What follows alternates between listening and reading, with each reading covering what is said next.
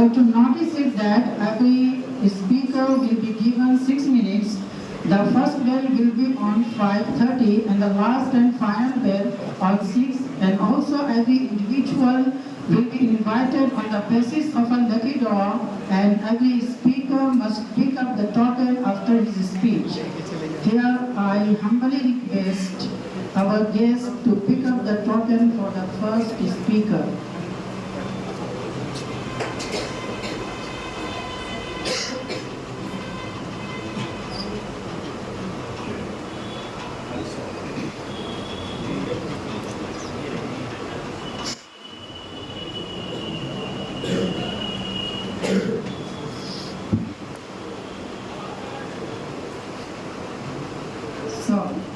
The first speaker of today's program is Abdul Hanif, and the topic is Islam and Education, serial number 7.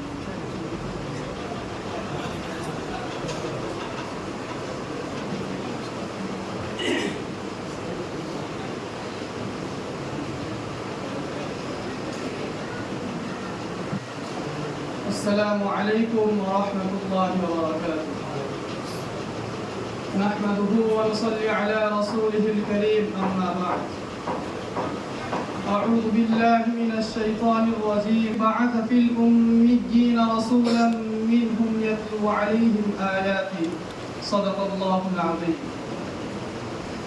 May praise be to Allah, the creator of the worlds, and peace and blessings be upon his prophet Muhammad, the head of all messengers, upon his family and all his companions. Prominent president of this program, highly qualified judges, respected teachers, and dear all. Respected listeners, I will shed some light on the subject that Islam brought about the educational revolution in the world. Nowadays, education is considered to be a gift of this modern age. But in fact, it is only Islam which laid down the foundation of education and took it to unprecedented heights.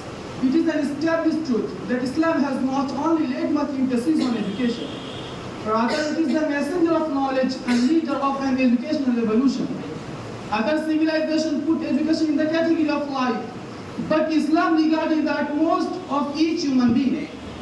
Dear audience, unlike other religions and civilizations, Islam termed education as basic right of every individual in the society. The Greece and China made extraordinary progress in the field of education and art, but they also did not care about education for all. Plato has also dreamed of democracy and equality, but he also could not go beyond education for some particular segments of the society. In India, which once was the center of education, a person was not even allowed to hear the Vedic scriptures. None can deny the glory of Nalanda and Texas universities. But after all, the fact is that the common person were always deprived of education in Hindu periods. Education was only the monopoly of higher classes of the society. When the sun of Islam was enlightening the world, Europe was passing through dark ages of history. The scientists, artists, and men of learning were tortured, and sometimes even they were touched to death. Similarly, ignorance was prevailing all over Arabia. There was neither a school nor a college or a library. Quraysh, the head of all tribes in Arabia, had only 17 persons who knew writing. In 570 AD, when the sun of Islam rose from the horizon of Arabian Peninsula in its fullest blaze, the entire world was shrouded by darkness and steeped in ignorance and long slumber.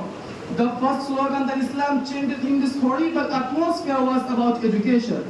The earliest verse of the Quran invited people to education. اقرأ باسم ربك الذي خلق خلق الإنسان من علق اقرأ وربك الأكرم الذي علم بالقلم علم الإنسان ما لم يعلم. Read, with the name of your Lord who created everything. He created man from a clot of blood. Read, and your Lord is the most gracious, who imparted knowledge by means of the pen. He taught man what he did not know. These verses of the Quran are considered to be the fountainhead of education in post-Islamic history. They created a remarkable eagerness towards education. The Quran filled the followers of Islam with a tremendous spirit. Hadith also encouraged this spirit and gave it a good push by repeated mention of education, virtues and greatness. Dear audience, the Quran has laid much importance to education. That is why it regarded as the main purpose of the advent of Prophet. Allah bless him and give him peace. In this world, as the Holy Quran said, هو الذي بعث في الأميين رسولا منهم يتلو عليهم آياته إلى آخر آيات. He is the one who raised amidst the unlettered people a messenger from among themselves, who recites to them his verses and purifies them and teaches them the book and the wisdom, while they are earlier in open error. This is the reason that the Prophet Muhammad himself said, I was sent down as a teacher. Once upon a time, the Prophet Muhammad saw some of his companions sitting in two circles. One circle was busy chanting the glory of Allah, and the other was busy learning and teaching. So the Prophet Muhammad said, I was sent as a teacher and sat among them. The Sahaba imbibed the teachings of Islam in their lives, and whenever they engaged themselves in learning and teaching, they sat in a corner of a mosque or in a part of a house teaching wisdom and good behavior. Due to their valuable efforts, in a short period of time, the Arabs turned into the most civilized nation. Wherever they went, they left a deep impressions on life, culture and language. Dear audience, in short, Islam is the pioneer of educational revolution. It led the humanity from its darkness to bright daylight.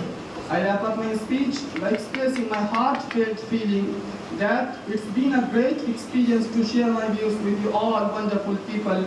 Thank you so much for your cooperation and kind attention. Have a great day.